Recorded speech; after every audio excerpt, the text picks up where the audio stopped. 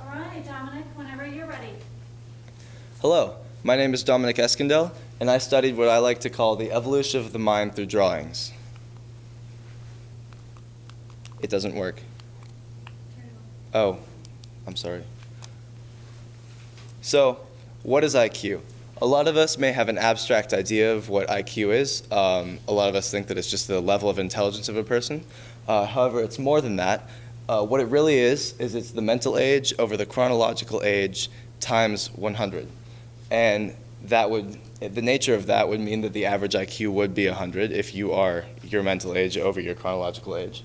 And it's normally distributed with a standard deviation of 15.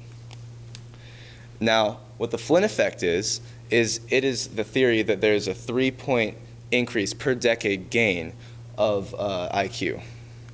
And right here we have two distributions of populations to show from 1932 to 1997, there was a 20-point increase that was recorded in a study done by James Flynn himself.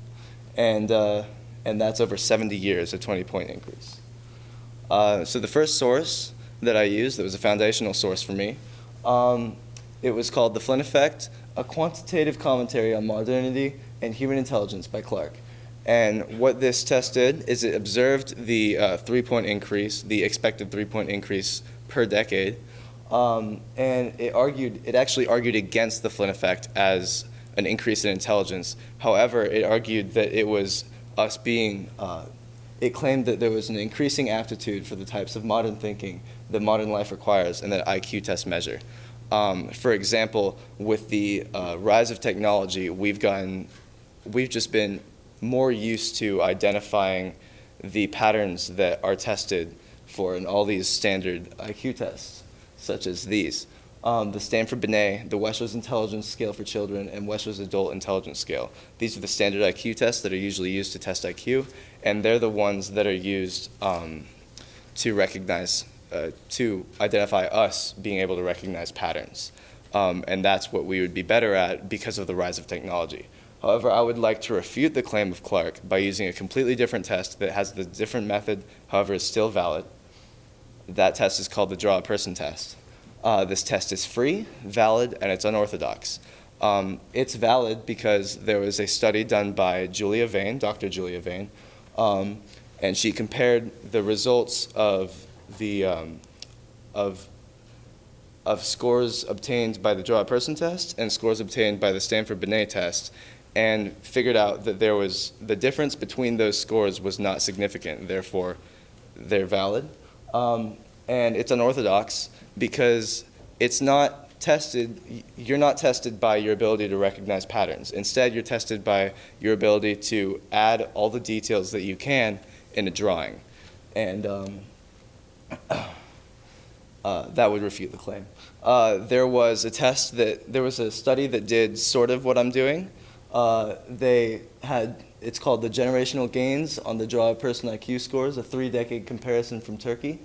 And it's by Kagatsabasi. I will be referring to this study as the Kagatsabasi study because I'll be using it more as method justification, because what it does is it compares IQ scores from 1977 to 2010 to observe the Flynn Effect.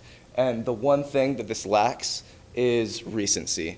And the reason why that's so important is because there is an expected gain of 3 points per decade. And since there's this expected gain, we need to account for that 10-year gap. By my study, which will be in 2021, and will account for that 10-year gap, and that's where we are, that's our gap. Therefore, my research question is, to what degree is the Flynn Effect present in the Draw a Person IQ scores of preteens over multiple generations? My hypothesis is that there will be an increase in average IQ from 1977 to 2021, and that mean IQ difference will be greater than 5.24. The reason why I think that it will be greater than 5.24 is Kagatsabasi said that there was an increase of average IQ by 5.24 points from 1977 to 2010. And if we account for that 10 more years, that one more decade of 3 points increase, it should be larger than that. So the method that I used, it was historical comparative methodology. what a historical comparative methodology is it's a comparison of two quantitative values over time. And that's exactly what I'm doing. I'm comparing the mean IQ to the mean IQ of a different time period. And the way that I will do that is I will take the mean IQ of my sample, and I will subtract it by the mean IQ of the Kaget-Sabasi sample from 1977 and 2010. And I will get the observed difference between 2021 and 1977 and 2021 and 2010. And that will in turn give me the exact degree that the Flynn effect is present in the draw person IQ scores of preteens over multiple generations. So the process that I used to get here, I asked for permission to test from the principals. I went to the IRB and asked them for permission in order to test these three schools, Fairview, Grassland, and Dixon. And then I sent emails out to the principals of the three schools, and I got responses from the principal at Grassland and the principal at Fairview. Second, I sent and received signed consent forms. I got 10 participants. I sent multiple emails. I had 3 different emails pushed out in the parents' weekly emails by the principals, and I got 10 participants. Then what I did is I administered tests and I scored drawings according to the Florence Goodenough draw a person study, like what they did. And Florence Goodenough is the person who created the draw a person test. Therefore, this is the most valid way that I could have administered the tests and scored the drawings. Then I compared the mean IQs across studies. That meant I was comparing the mean IQ of the Kaget-Sabasi study to my study results. And then I performed a significance test in order to see if my data was even significant to the overall parameter mean IQ. And I had 9 participants from Grassland, 1 from Fairview, and they weren't randomly selected. And I had 10 participants overall. The test instructions I used, as I said, they were found in the measurement of intelligence by drawings by Goodenough herself. And I asked the students to put their name and date of birth on the back of the paper. I told them to draw a person doing something. I clarified that they need to draw a person head to toe and that they can't use stick figures. So this is the fun part of my presentation. As you see right here, on the left side, we have an example of a drawing from the IQ of 102, and on the right, we have an example of a drawing from the IQ of 58. In the middle, we have determining details. These aren't all the details that they're scored on. However, they're the most easy ones to see, and they'll help you understand how I did this. So pretty much with the trunk shape, what a trunk shape is it's the body of a person, it's your torso. And as you can see on the left with the higher IQ, the trunk shape is normal. As opposed to the right, they have a triangle body with polka dots. And another determining detail is the overlapping lines. As you can see with the IQ of 58 drawing, there's that overlapping triangle that goes into the head. And the theorem behind this by Florence Goodenough is that a person of higher IQ would notice that and want it to be gone, pretty much. And the opposition of the thumb is also important. As you can see on the left, there's the IQ of 102, and he has this 90-degree angle thumb that's going on right there holding the helmet. And then on the right, we have no thumbs at all. They're just little blobs like this.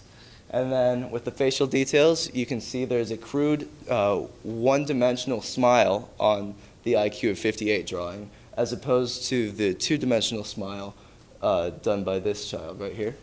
And then with clothing, this is really interesting to me. Apparently, since his clothing matches this overall uniform of a football player and tells a story, this is representative of a higher IQ as opposed to the IQ of 58, which just has a polka dot triangle. So what we get from scoring those tests is we get a raw draw person score. We don't get the full IQ score yet. In order to do that, we have to look at this table provided by Florence Goodenough it will correlate the scores with the mental ages. So let's say hypothetically the student is 20, scores of 20 on the draw person. That means that they would have a mental age of 8. And let's say hypothetically that they're 16. Well, if they have a mental age of 8 and they're 16, then they got a 50 on the draw person IQ test. And that would that makes sense. That's representative of their IQ if they have half the mental age of what they actually are. So before I show you my results, I would like to show you what Kagatsubasi found. And he found that there was a difference of 5.24 from 1977 to 2010, over 30 years. This is actually less than the expected increase of 3 points per decade. If we look at 3 points per decade, that should be 9, and he got 5.24. So there's already something going on there.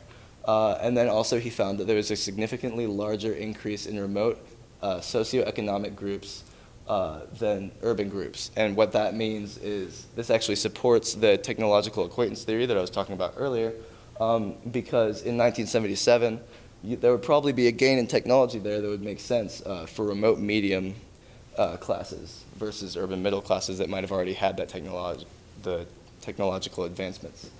What my findings were is this was actually very unexpected to me, but I got a difference of negative 3.63 from 1977 to 2021, and a difference of negative 8.87 from 2010 to 2021.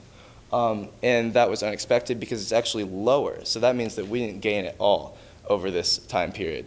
However, I believe that this may be insignificant due to my small sample size, and I'll get to that in a second. Here. So this is just a table to help you better understand this. These are the actual means, 92.23 for Kagatsubasi 1977, 97.47 for Kagatsubasi 2010, and 88.6 for my results. And then as you can see, look over at the sample size section. Mine is drastically different from these other studies. And this is due to, I'll show you in a second. So what the significance of this finding is, for all you math nerds out there, you might understand this. However, I'm not going to go into that much detail because I don't want to bore you. We have the significance level, which is alpha equals 0.05, and we have the p-value, which is p equals 0.2536. And what all you need to know is that if the p-value is less than alpha, that we would reject the null hypothesis, and it would be statistically significant data. And if it's larger, which it is, we do not reject the null hypothesis, and there is not sufficient evidence to conclude that the true mean IQ of preteens in 2021 is less than the true mean IQ of preteens in 1977. And what that means is all my data can come out to be is inconclusive because we don't have, it's not statistically significant. And I did the same thing for 2010 to 2021, and I got the same result.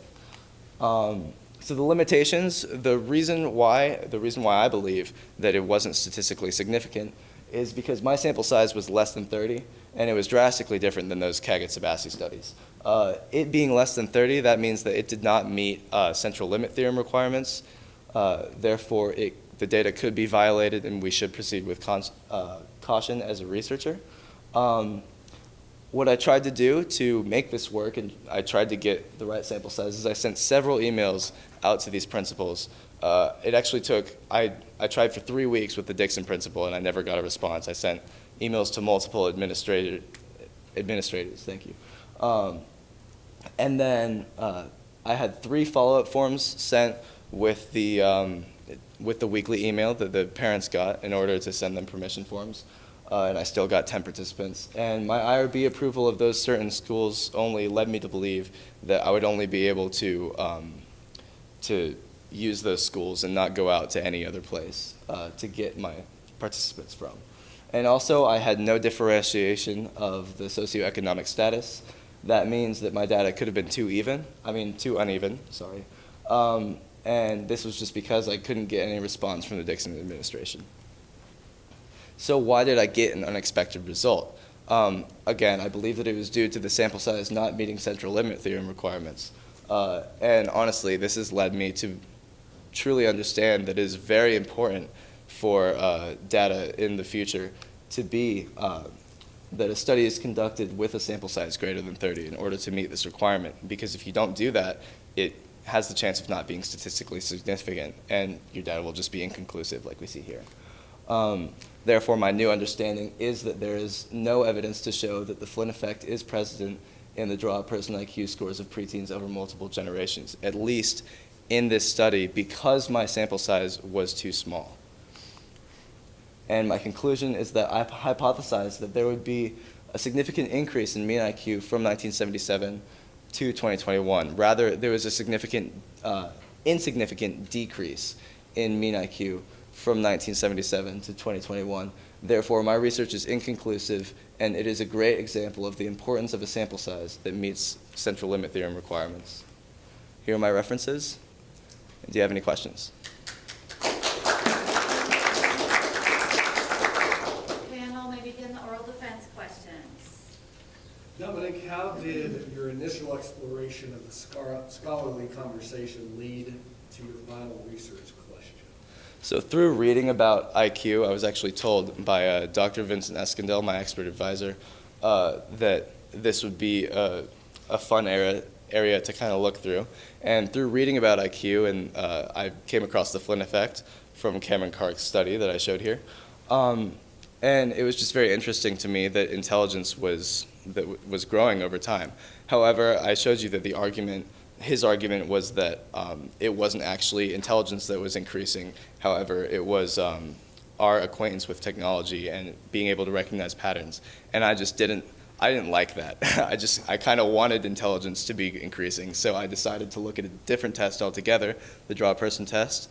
And through my exploration of that topic, I was able to learn how to do all that and score the tests and administer them. And sorry, can you repeat that again? I want to know if I explained it. How did your initial exploration of the scholarly conversation lead to your final research question? Okay, yes. So that all led to me finding the gap that was recency, because that Kaget-Sebasti study didn't have the recent data that was required. So, okay, my research question. All right, Dominic. What are the real-world implications or consequences related to your findings? So in the real world, in the real research world, that is, people need to make sure that they have a sample size that meets central limit theorem requirements. I believe that the main finding of this research and the main new understanding that many people can come to is the fact that that central limit theorem requirement is so important, because I had inconclusive data due to that, I believe. And then Dominic, how did you handle the uncertainty of the research process? So when I was uncertain about the amount of participants that I had, I over and over tried to, I sent various emails out to these principals, again, 3 weeks for the Dixon principal to respond in order to get that socioeconomic status going and a higher sample size. However, I just didn't get any responses from them. And then because of that, I asked the principals at Grassland and Fairview Middle School for various attempts to email their parents through the weekly email that they would usually be getting. That was an extra step that I tried to take with the principals that turned out to get me, I guess, a few more participants. I don't really know what it would have been if I didn't do that. All right, Dominic, thank you so much.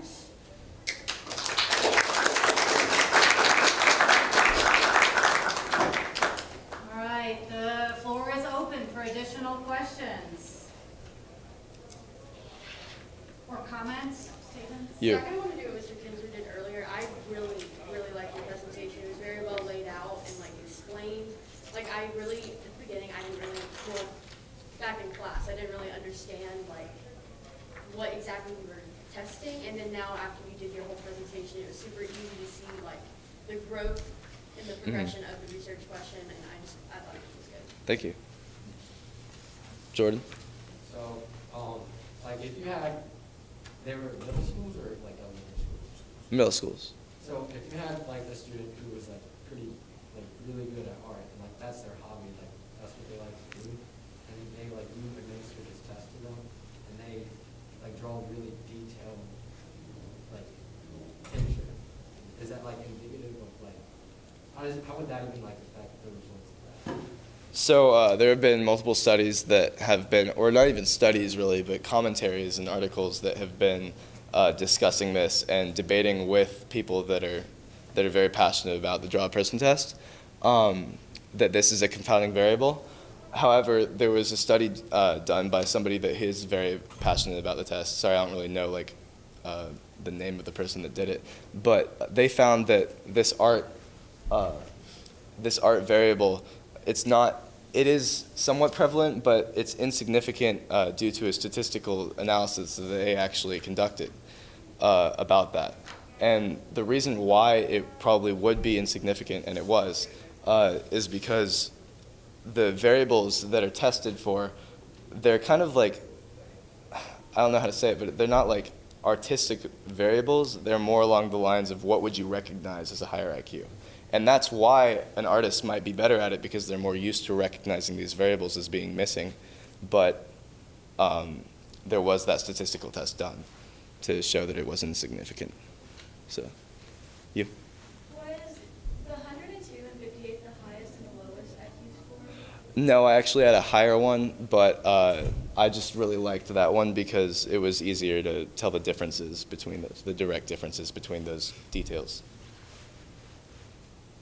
I just have a comment. One, it's just super cool. Like, this is really cool to look at the different ways of measuring intelligence and then to go into it. So there's that. And then on behalf of like education, I'm really sorry that you didn't get participants, because I would be really interested to see what it would have yielded should you have gotten more. So that's just like a sidebar thing. And then, are you interested in psychology, or how did you land here a little bit? Sort of. I think I was telling myself that I was interested in psychology at the start of the year. Yeah. And my expert advisor, which is actually my grandpa, I'm related to him, I wanted to work with him, and he is, I think he has, doesn't he have a PhD? He has a PhD in psychology, and he's a professor, and he's worked with the Army, like doing different psych stuff with all the people there. So it was very interesting to him, and I just wanted to work alongside him a little bit. So that's the main reason why this. So are you going further, or are you like, nah, I think I'm good? I've been very stressed throughout this, and I don't know if I want to do this. Shout out to Kinzer back there. I really like music, so I think this can always be a good thing to do. I think throughout college it'll be fun to get in something maybe like this. I don't like writing papers very much, but. Was this class able to go to a research day? No. Not this year. Yeah, I mean, that was, I don't want to piggyback on your question, but that was one of my questions. Like, how would you continue this research, because you didn't have, enough participants? Oh yeah. Well. And it could be, if you were going to study in college, you could do a research day if it filled that you were studying. I definitely would tell people that they should do a future study like this, however, with a higher sample size. But I think that this still gives a good representation of what the mean IQ could have been here in Fairview at this time. And the body of work is very lacking in that. It doesn't show, there's not a lot of data that shows mean IQ. So I was very lucky to find the Kagetsubashi one that had 2 of them laid out for me from 1977 and 2010. So I think that in the future, people should just be constantly updating this every decade to see so that we can get like an actual graph of what that is. Because I showed you at the beginning, we just had the 2 distributions, but that's not representative of a whole trend. And I have a couple of questions. Are you going to provide the findings to your participants? No. Or are you going to provide your research paper to your participants? No one really asked for it, so I wasn't going to. Also, I'm not going to provide the findings just because that's like a. Well, in your research paper. Oh, Like, so your yes, specific paper. I will provide the findings in my paper, but I won't provide like the names of the participants or like the ages or anything. Yeah. When you were working with the IRB, did they limit you to certain schools, or did you only ask for certain schools? I only asked for certain schools. I didn't know if that was the limit or not. I should have checked up, but mainly I was like, I didn't think I could go anywhere else with that. So I was just really hammering down. I spent more time hammering down on the other schools instead of like looking for alternate routes. But that was just something in the back of my mind. I should have asked questions, but again, I was just spending more time. One last question.